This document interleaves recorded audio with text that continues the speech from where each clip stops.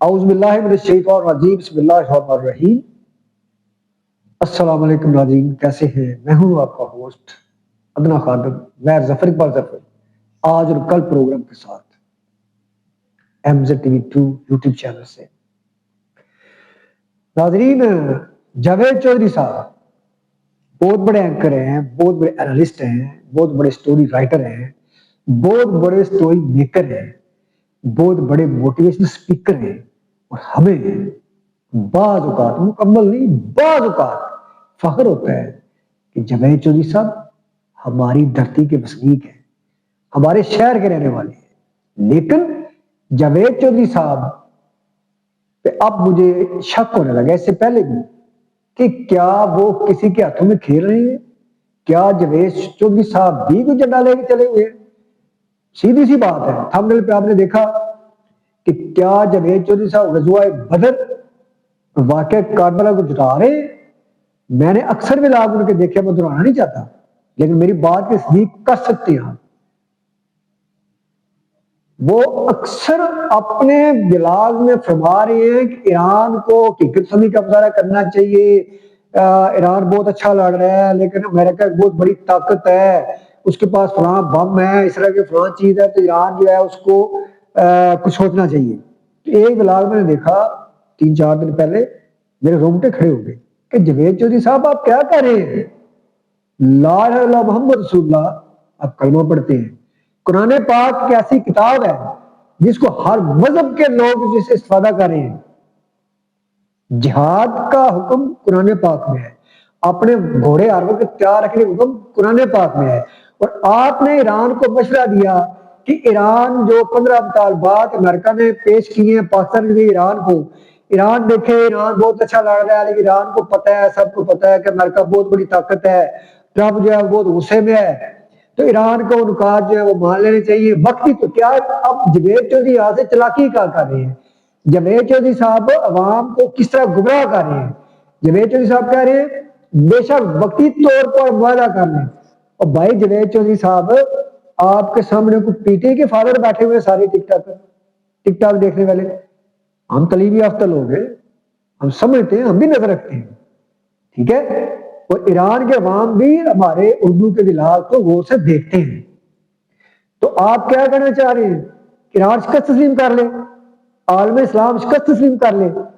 آپ سبق کیا دے رہے ہیں؟ اگر آپ کی بات مان لی جائے، آپ نے جو ڈرایا اس میں کہ قتل عام ہوگا، تباہی مچے گی، تو جاوید چودھری صاحب ابھی کچھ عرصہ ابھی تو وہ دھواں بھی ختم نہیں ہوا، ابھی لاشوں کی بدبو بھی ختم نہیں ہوئی، ابھی بچوں کی ہڈیاں بھی جو ہیں وہ بھی سلامت ہیں، جو بچے بوڑھے جوان بم باری سے جلا دیے گئے غزہ میں، غزہ کو مٹی کا ڈھیر بنا دیا گیا، تو کیا غزہ والوں نے شکست تسلیم کی ہے؟ کیا چھوٹی سی تنظیم حزب اللہ نے شکست تسلیم کی ہے؟ تو آج الحمدللہ اوسی کی شکل میں، حزب اللہ کی شکل میں ایران کی پراکسی جب جیتنے پہ آ رہی ہے، جب اسرائیل بدبودار ہو چکا ہے، جب اسرائیل کے لوگ ٹکرے مارے ہیں دیواروں کو، ایران کے لوگ کیا کر رہے ہیں؟ بازاروں میں گھوم رہے ہیں، اپنے شہداء کو خراج تحسین پیش کرنے کے لاکھوں کی تعداد میں اکٹھے ہو رہے ہیں۔ تو آپ کہہ رہے ہیں اس قوم کو ہتھیار ڈال دے؟ جاوید چودھری صاحب آپ نے بولا، بلکہ آپ نے فرمایا، آپ نے موٹیویٹ کیا، پبلک کے ذہن واش کرنے کی کوشش کی کہ ایران وقتی طور پر معاہدہ، مجھے یہ بتائیں کہ جب آپ کے گاؤں میں کسی پنچایت میں بیٹھ کے، کسی جرگے میں بیٹھ کے ایک فیصلہ اسٹامپ پیپر پہ لکھ دیا جاتا ہے، تو جو پیچھے تھا اس کو کیا کہتے ہیں؟ اس کو پیچھے نہیں ہٹنے دیا جاتا۔ اور یہ معاہدہ کس کے درمیان ہے؟ انٹرنیشنل سطح پہ، جس میں عالمی پنچایت بیٹھے گی، جس کا سرپنچ آپ کا پاکستان ہے۔ تو آپ کیا کہہ رہے ہیں کہ وقتی طور پر تسلیم کرے، یعنی کہ آپ کہہ رہے ہیں کہ ٹرمپ کی طرح ایران بھی کسی عالمی قانون کی پابندی نہ کرے، کل کو بے شک مخالفت شروع کر دے، کل کو بے شک معاہدہ پھاڑ دے۔ آپ نے صلح حدیبیہ کی مثال دی، بھائی جان مشرف صاحب نے دی مثال، تو اب مجھے آپ جواب دیں جاوید صاحب، اگر آپ یہ بلاگ سے ڈائریکٹ مجھے آپ نے جواب دینا ہے کہ اگر واقعہ کربلا جو ہے، تمام شہیدان کربلا کو پتا تھا ہم نے شہید ہو جانا ہے، خود کو پتا تھا کہ میں اگر ان کے ساتھ ملا شہید ہو جاؤں گا، اور کیوں ساتھ ملا؟ ایک ایک کر کے کربلا کے لوگ شہید ہو گئے، آج انہیں یاد کر کے روتے ہیں۔ لیکن میرا آپ سے، میرا ناظرین کے سے، میرا ہر اہل دل سے، ہر اہل علم سے یہ سوال ہے، ہر فلسفی سے یہ سوال ہے، کیا واقعہ کربلا نہ ہوتا، بدتر کے بدتر تن شہید نہ ہوتے؟ میں علی اصغر کے گھر میں تیر نہ لگتا، حضرت عباس کے بازو نہ کٹتے، تو کیا آج لوگ، آج مسلمانوں وہ جنگ کا جذبہ ہوتا، وہ جہاد کا جذبہ ہوتا، یا وہ اگر سوچتے کہ ہم تو خود کشی کر رہے ہیں، ہم اتنے ہزاروں کی فوج کے سامنے کھڑے ہوئے، تو یہ تو ریت بن جاتی ہے۔ حضرت آدم علیہ السلام سے لے کر آج تک جنگیں ہوتی آ رہی ہیں، انسانی فطرت میں ہیں جنگیں، انسان چاہو عصمت کا دل دادا ہے، تو یہ تو اسکندر اعظم ہو، چنگیز خان ہو، امیر تیمور ہو، زید البابر ہو، زید البابر کتنے لوگ لے گیا تھا؟ 12,000 لوگ، لاکھوں کی فوج کو اس نے شکست دی، تو کیا سمجھتے مسلمان اتنے کمزور ہیں؟ غزوہ بدر کی مثال لے لیں، کہاں ایک بڑا لشکر اور کہاں بدر کے 313 مجاہدین، ٹھیک ہے، مقابلہ کرتے ہیں اور لشکر جرار بھاگ جاتا ہے، چھوٹے بچے موز اور باز جو ہیں، وہ اس وقت کے میزائل ہمارے، وہ ابو جہل کو مار دیتے ہیں، جوش، جذبہ، تو اپنے جذبے کی بات کی کہ ایران میں جذبہ بہت ہے لیکن مقابلہ نہیں کر سکتا، تو جنید چودھری صاحب، جنگیں جذبات سے لڑی جاتی ہیں، جنگیں جذبے لڑی جاتی ہیں۔ اگر غزوہ بدر کے جب ابو جہل کو مارا گیا، حضرت موعوذ اور معاذ بچے تھے جنہیں غزوہ میں جانے سے منع کیا جا رہا تھا، تو بڑے بڑے صحابہ موجود تھے، بڑے بڑے تلوار باز، بڑے بڑے تیر انداز، لیکن وہ سوچ رہے تھے کہ ہم کدھر سے جائیں، کیونکہ سردار تھا ابو جہل، جو ہے عربوں کا سردار تھا، آج کی طرح اس وقت بھی ڈھیرا ہوتا سردار کی، اس کے باڈی گارڈز، ان کے جو فدائین ہیں وہ فاصلے کے ساتھ ہوتے تھے، تو لوگ تو سوچتے رہے ہیں، حضرت عباس رضی اللہ عنہ فرماتے ہیں ہم تو سوچ رہے تھے کہ بھائی ادھر سے جائیں گے، اور سوچتے رہ گئے، تو وہ کیا کرتے ہیں دونوں بچے جذبہ پہ، اچھا یہ بندہ ہے جو نبی صلی کو گالیاں دیتا ہے، تیر کی کرتے جذبہ لے کے، ڈر لے کے نہیں، تو آج تاریخ حضرت موعوذ اور معاذ کو یاد کرتی ہے، تو جنید چودھری صاحب